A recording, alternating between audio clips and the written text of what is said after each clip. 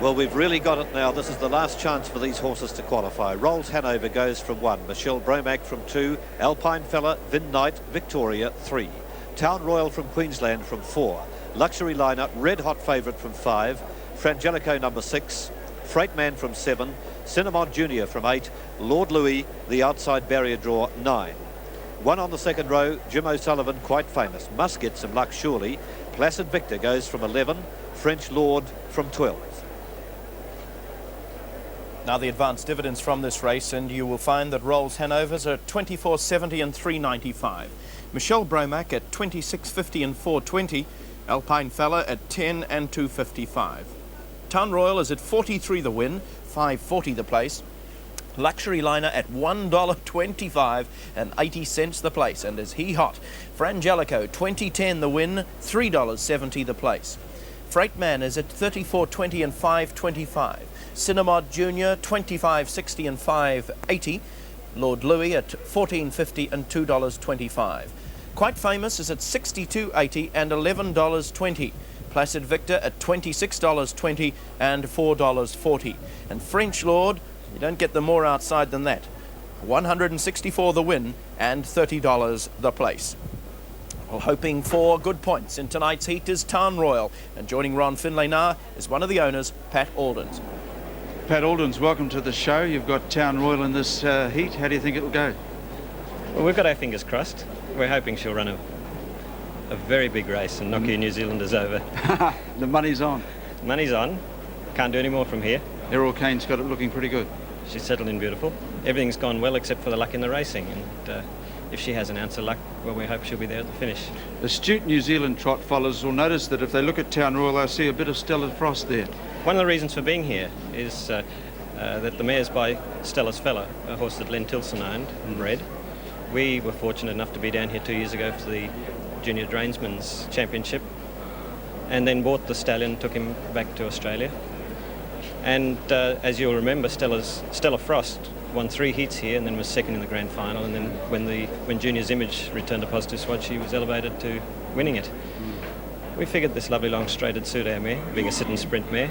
So all we need is just that little bit of luck. You'd like to take this track home and we've got a pretty good one. Just the home straight. Yeah. Just the home straight, and definitely not the weather. Not warm enough for you. No, it's that cold wind. You should have been here the week before. Yes, exactly. We came in on so Errol told me, we came in on the Friday night, and as the plane landed it started to rain, and it only just stopped, so... There's been some pretty stylish racing here, though, all the same. Skipperdale, Master Mood, Bag Limit, lovely. Of course. Love to have one that you can do it at both ends and in the middle with. When do you find out a horse is sit and sprint, and when is it a carry-on horse? Usually in her runs through the classes. If she can do it, if he or she can do it a bit tough, then you don't really have to worry about positions and all that sort of thing. You can just sit back and whiz it round them and sit and parked out, and then press the foot flat when you're ready.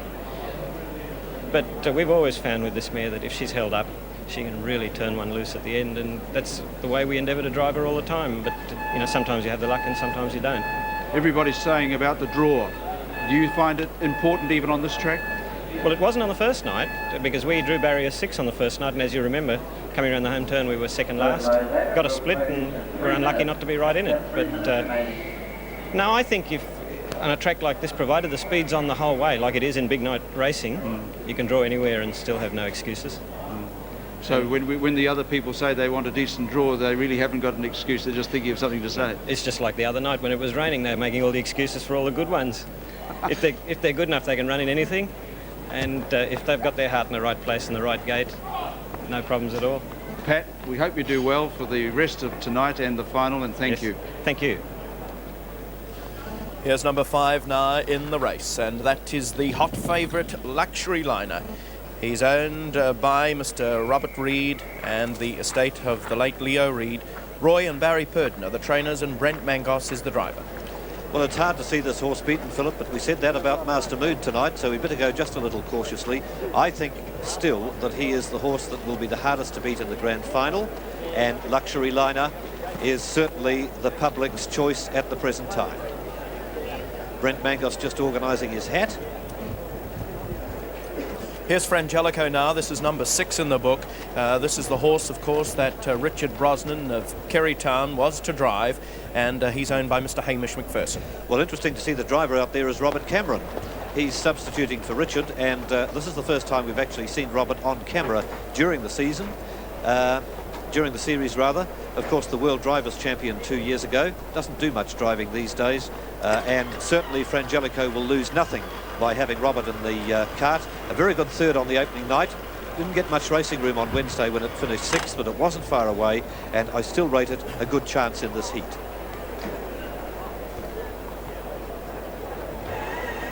Not Quite Famous, and I wonder what Jim O'Sullivan is thinking at this stage, having had that disastrous result in the last race. He has Quite Famous as an outside chance in this, the final qualifying heat. Well, Jim O'Sullivan can do nothing right at the moment, and Lightning Blue made an awful mess at the start of the previous race. And Quite Famous has got problems because he's drawn one on the second row and will be dependent on Rolls Hanover going out pretty quickly from the gate. And I'm just not too sure how Jim O'Sullivan will play this heat. He's going to have to come from the back, and I rather think this horse is better when it can bowl along in front. But time will tell. Won an awful race on Wednesday, not too badly on the first night. Is the second string of Jim O'Sullivan's two that are here, and is a better horse than his form would indicate. Could be a surprise. Number 7 is Freightman. This is the horse that's by Lordship. He's a 6-year-old out of a mare called Yankee Spirit. We spoke before to Jack Smolenski. He is the pilot. Well, Jack had awful problems with this horse on the first night. The tyre actually came off the wheel, got jammed in the works that make the wheel turn round, and everything ground to a screeching halt. So you could put that down to simple bad luck. And the 8th placing on Wednesday night wasn't too bad, really. Freightman was pushed wide and then sort of had to sit out there for a while, and that took a bit of the steam out of him. But I just don't really think he's racing quite well enough to foot it with the luxury liners of this world in this one.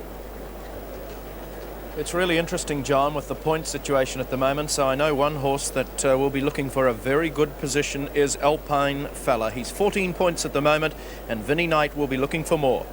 Well, I think he's got to run first, second or third to be sure of making the grand final, because the points are getting to be a little topsy-turvy at the present time. Now, you might remember on Wednesday night this horse was driven in front and he stopped like a prick balloon on the home turn. I don't think that's Alpine Fella. He's a lot more ability than that, and I have a feeling that although he's drawn handy, Vin Knight might sit back with this horse, because certainly on the first night he showed he's better if he's kept for the last run. So driving tactics will be interesting, but I pick Alpine Fella will go a lot better than he did on Wednesday. Slight delay here at the moment, as we understand number 11, Placid Victor, has thrown a shoe. We'll find out about that in one moment. Town Royal now. This is the horse that's come from Errol Kane's Queensland stable. We spoke to Pat Aldens a short time ago. Errol Kane is the driver. Well, she's a mare with a tremendous finish. She's drawn 4, so she should get a pretty good run behind the speedsters out of the gate early. And I think if she's sitting on luxury liners back, for example, she's certainly got the zip to be able to come off his back and make him really work hard over the last little bit. She's paying pretty good odds too. The Queenslanders here will be smiling if she gets up. You can forget about a run on Wednesday. She was badly interfered with on the home turn when she was making a likely sort of run. I'm much more impressed by the third she ran on the first night, when in the mud and slush, which really was at its worst at the time, she flew home from nowhere to run third. And with that sort of finishing run tonight, she'll get some money again. There is Placid Victor now. That's Sandy Purdon's horse. Stephen Reed is the driver, and Placid Victor has had a most disappointing carnival. Yes, you can see the farrier doing some literally running repairs at the moment. Unfortunately, Placid Victor is living up to his name. A nice placid customer just hanging his head over the fence, having a chat with the crowd while the farrier works on that hind shoe. Placid Victor went the best he's gone in ages on Wednesday night. And if he's coming back to form, these other fellows will know they've been to the races when he's dealt with them. He wasn't happy at all in the going on the opening night. It was a pretty ordinary run. But that 6th was, I think, very pleasing. And he ran on behind Master Mood pretty strongly. And if he's continued that improvement in the 2 or 3 days since he last raced, given that he needs some luck early because it's only 2,000 metres and he has a second row draw, Placid Victor probably would be at fairly fruity odds, given that he normally goes out in Auckland paying not much more than $2 the win and $1 the place. Big job, incidentally, for Stephen Reid on this horse. Just a youngster who's working for Sandy Purdon. He's got on very well with Placid Victor. Maurice McKendry's driven the horse in the majority of his starts, but Stephen's got the job tonight. You can see him there just hanging on to the horse, steadying him while the blacksmith does his job. And I think he's on about the last nail now, so the starter will be pleased. He doesn't like to keep these horses roaming round when there's the business end to be got to. Here's number 9 now. This is Lord Louie, and he has been very convincing in his efforts to date. I'm sure Frank Murphy of Rangiora is very happy with a second and a third going into this third qualifying heat. Well, he's the horse with a very unfortunate draw. He's outside of the mobile barrier on the front. It's difficult at 2,000 metres. You've got two choices. You either go and try and get up near the lead or sit back and wait for the last run. Either way you can get beaten. Lord Louie needs a good performance to be sure of catching the grand final. And Philip, I think our Lion Brown lucky punter's got a few dollars riding on this horse too, so he'll have everything crossed, as well as Frank Murphy and Ian Cameron. $10 each way, he has indeed, and Arnold will be back, we hope, to explain what's been going on with his betting. Certainly lightning blue. I don't know what he did to him, but maybe he was performing far too well for even Arnold Anderson. I'm not sure that new system is working terribly well, Philip. We better stick to the pin in the book, I think. Well, John, here's a horse that really needs a good performance and is in with a chance of qualifying. It's Michele Bromac, and a quick calculation, John, says that even if you're close to 24 points, you're going to be a marginal case of making the final at the moment. So Michele Bromac needs a big win here tonight, or certainly to run in the first three, and then she'll be in the final. Certainly does. 16 points only at the moment, so my guess is she'd have to run fourth or better to make the grand final. She put up an enormous effort on the opening night in the mud. She was buried away on the fence and got clear terribly late and flew home, but certainly didn't show any dash at all on Wednesday, although she was caught wide early. Didn't run it out nearly as well as I thought she would. So hopefully that early night run didn't take the edge off her, because she has the ability. She's got the draw tonight. I think she might well lead, and I'm sure Colin de Phillippe's had the little computer out and has worked out where he needs to finish to be certain to make the grand final. Here's number 1 now, Rolls Hanover. Paul Newton of Lyndhurst is the trainer, and Robin Butt is the driver. This horse will also want a good effort, but it's looking good for a place in the final. Well, a fifth and a third. You might remember on the first night I suggested that 2,000 metres was a bit short for this fellow.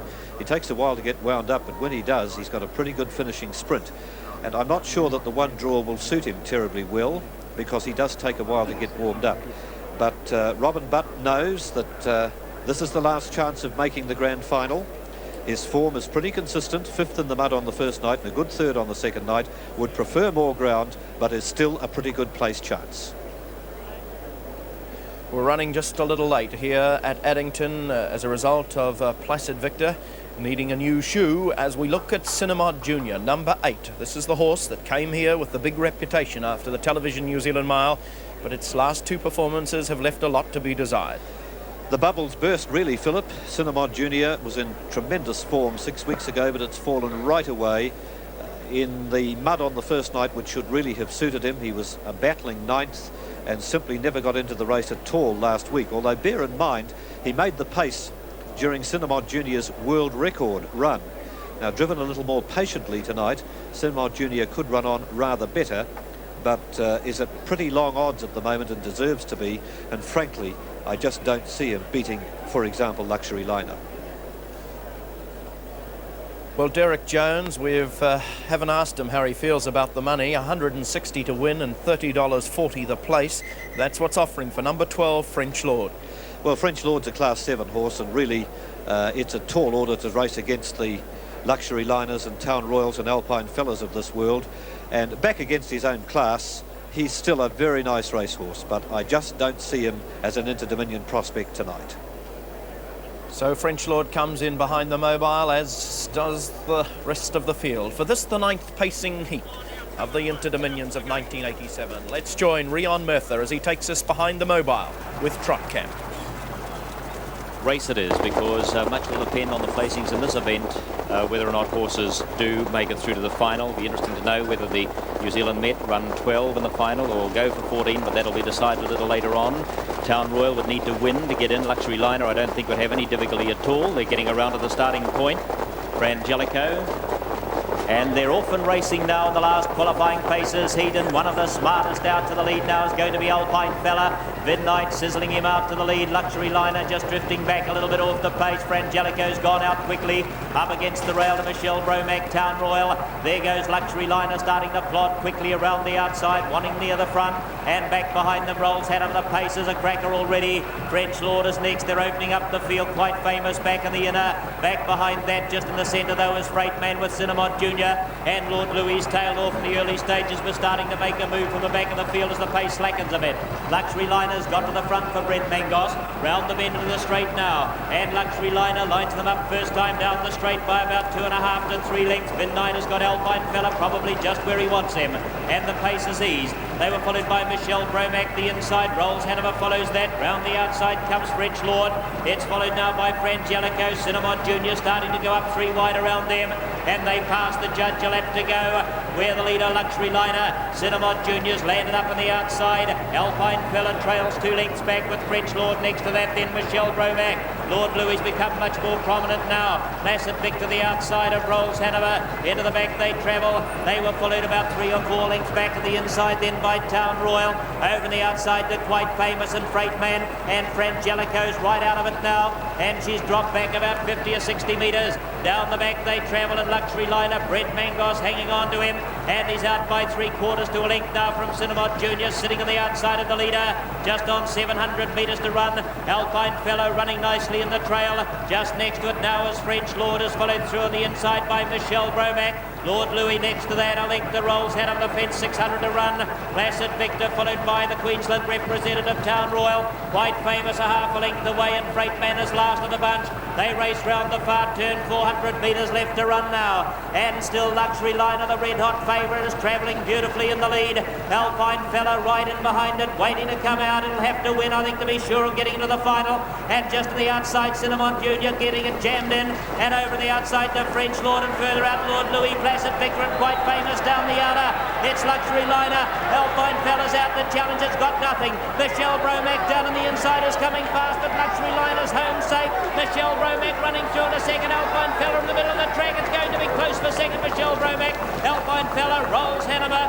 And then we had Freightman and Quite Famous was wider out on the track. They were followed home by Town Royal. Next to that was Placid Victor. Lord Louie might have been struggling to make the final. He's got back a bit.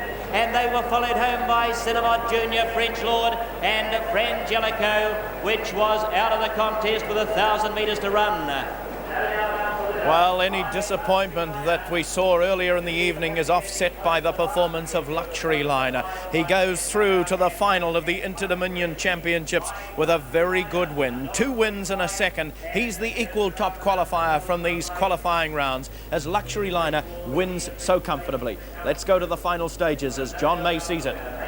Well, he gave them a pacing lesson tonight. There's no question about that. Once he got to the front, it was all over. Luxury Liner cruising already at this stage of things. You'll see Alpine Fella locked up on the fence at the moment. Vin Knight must have been happy there, but he starts to get the tatars now because he simply can't find anything more in the motor. Michele Bromac is down on the fence in the blue colours, coming home pretty well. Cinnamon Jr. falling away. Rolls Hanover, the big black horse, starting to run home pretty strongly. Freightman on the fence as well. But it's all Luxury Liner, and Brent Mangos really has got an armchair drive. He just has to sit there. The horse is doing it all by himself. Michele Bromac second. Alpine Fella might have got up. That's a bit tight, that one. We'll leave that to the judge. And Rolls Hanover would finish 4th, and that was a very good run. No doubt the winner, very easy indeed. Well, it'll be interesting to see how they sort out the final placings now, but there's no doubt about who's likely to be the favourite for the Interdominion final. On the strength of this effort, Luxury Liner is clearly better than most of them. Brent Mangos sent him round the field with that lap to go, and he stayed in that position, was never headed at all. Alpine Fella fighting on strongly there in second place. Michele Bromac, a good run for her too. I think she might have held second. We'll get that in a moment. And Rolls Hanover gets the 4th placing. 5-2-3. It's the way they finish.